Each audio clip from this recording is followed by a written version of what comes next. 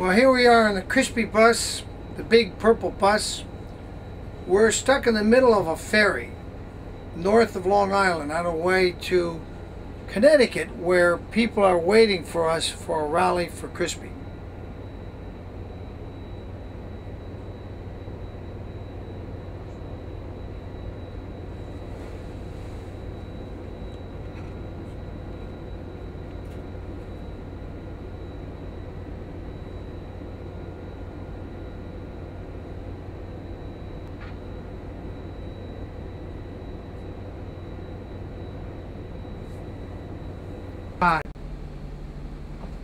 A worker at the World Trade Center on September 11th, 2001 on the pile. You're explaining what a shear does? A shear actually looks like a big scissor, and what it does is it takes I-beams, and the I-beams will say 50 to 60 foot long. They wouldn't fit in the trailers, so I'd have to take the shear and cut the I-beams in half. So you were cutting I-beams in half? Mm-hmm. Or cutting them in parcels so we could load them onto the trailer. And you saw other parts of I-beams that were melting? Oh yeah. And dripping? Yeah, dripping. Actually, if you more than a week after September 11th? Yes, sir. Did you notice any funny smell? Yes, sir. You could smell death and JP fuel, jet fuel. Jet fuel. Would you recognize det cord if you smelled it? Yes, sir. Did you smell that? Death, yes. Without a doubt. I mean, we couldn't wear our respirators when we bagged the body parts, because what would happen is the respirators, the filters would get permeated with the smell, and that's what we'd smell all day. So. Is that why you guys took your respirators off? Well, that was one partial reason, yes. Because there's a lot of photographs, and we're wondering why you guys took your respirators off. Because that's what happened is they gave us paper masks for the first week or two, and then they brought in respirators, but they brought in so many different style respirators, you couldn't find a cartridge to fit your respirator. Does that sound like this FEMA was well prepared? Not at all. I can tell you that one thing, and this is basically common knowledge, at the Pentagon you could not get on the site without a respirator. They wouldn't let you work. At the Pentagon? At the Pentagon, yes. But you didn't work at the Pentagon? No, I did not. Did you talk to other workers that had worked at the Pentagon? No, but I've... Then how do you know that they wouldn't let you? Because I read it in the paper. Oh, you read it in the paper. And Christine Todd Whitman told us the air was clear to breathe, and obviously it wasn't. What do you think should happen to Christy Whitman? What should happen to her? Did she mislead everybody? Yes. Did she lie to? Yes, she blatantly lied. Was she a government employee? Yes, she was. And she lied to us? Yup. The state blames the government blames the state, and it's just a mess. The funding that they did have for us, Bush sent down to New Orleans when they had the big hurricane. There was like $186 million in a place for us, and he deemed it to go to New Orleans instead of going to us. Does it make you angry? Makes me furious. Makes me feel like a Vietnam veteran that got spit on when you come back. I mean, we went out and we did a job that probably half the people in the United States wouldn't even do. We had 11 engineers that quit the same day because of the bodies. You saying people quit on the job the same day they started? Yes. And the reason was because they couldn't get respirators, or the smell was so intense? No, the reason being is that they found bodies and they couldn't handle it. Pieces of bodies or whole bodies? No, pieces. Most of the time it was pieces. Hardly ever was there full bodies.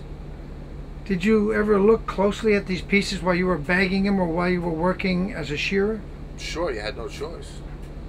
Did they look like they had been impacted by fire? It looked... Or were they blown apart without being burned? No, there was a lot of char. The first day a char had hit my windshield when I was pulling on a beam to get it out of the pile. The first day that I was there. A charred piece of body? A head, yes. A head came up and did what? And hit my windshield on the big machine.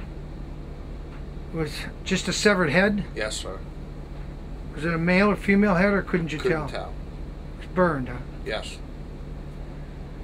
You had to stop and bag that head, or did someone else do it? No, actually, when the fire department and the Port Authority and the police were around, they was busy trying to get basically their own people. I mean, they were looking for their own people. So there was a lot of times that we didn't have the fire department, the police, or anybody around. So basically the laborers and the operating engineers helped bag the parts because they were civilians. Did you get sick after a day or two of this? Actually, your adrenaline's pumping so much that you don't even think about it after a while. So then you just keep on going down there, because I would commute back and forth and get an average of 3 hours sleep a night, and we'd commute back and forth by police escort. Your adrenaline pumps so heavy that you're constantly there 7 days a week, 12 hours a day, that you don't get a chance to think about it. And then when it ends, like I worked there 2 months and it ended, and then in March they called me back because they didn't want anybody that wasn't familiar with the operation of recovery on the machine. See, I was on permit. I'm in the Long Island Union. Which union? 138, which we were on permit to 14. They're the 5 boroughs. Okay, which union is that? Give me the whole union name. It's Local 138 is the operating engineers union for Nassau and Suffolk County. The 5 boroughs has Local 14. Okay. Which is a brother union. We're all, brothers. We're in a united union. They pay you well though while you were working. Yes, sir. Well, what was your rate of pay? We probably made anywhere from $8,000 to $9,000 a week. 8,000 to 9,000 a week. That's with our stamps, our annuities, our pension, everything. Everything. See, we don't get time and a half. We get double time on overtime. So basically, the rate was, I think at the time, was $48 an hour plus annuities. How many union guys were working on this pile for 2 months? Everything was union. Everything was union from the beginning to the end. They say there was total of more than 2,000 people working there every day. Yes, sir. Is that an exaggeration? No, it's not. And 2,000 people are getting paid at the rate of... Well, no, operators get paid a lot more than... You get paid more because you are operating the largest shear machine in America. It was made by Labonte. And this thing could cut I-beams, steel I-beams, just... 1 3/4 inch thick steel webbing would cut, slice through. Oh, so you didn't cut the actual 1 foot heavy I-beams. You cut the... We cut the 1 foot beams. They were hollow, but then you got the caisson beams that were 4 by 4 foot, and they were solid steel. The burners would have to burn them because the shear couldn't handle that. Can you remember the first day you saw dripping liquid steel? Did you recognize what it was right away? Sure. Why? How did you know it was steel? The beams that were sticking out of the pile, we were trying to get... It looked like a big jigsaw puzzle, and all the beams were intertwined together. So if you get a beam unwedged, we'd load it onto a truck. They would bring it to Arthur Kill landfill. And a lot of beams that I pulled out started at the end, in the middle of the pile, would drip. They would drip. What could... Jet fuel can't make steel melt and drip.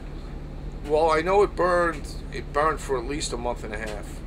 Jet fuel burns up almost within minutes. It can't last that long. Well, put it this way. Anything that we saw down there, we never saw a desk. We never saw a filing cabinet. We never saw a toilet bowl. We never saw anything that you could possibly even think of that resembled a building. Not even an intact computer? No. Not a keyboard? Nothing. So everything was pulverized? Pulverized, yes, sir. Not crushed, but pulverized? Pulverized. Isn't that more consistent with a demolition explosion? That's basically a lot of people's theories, that something happened where it imploded inside the building for them to fall the way they fell.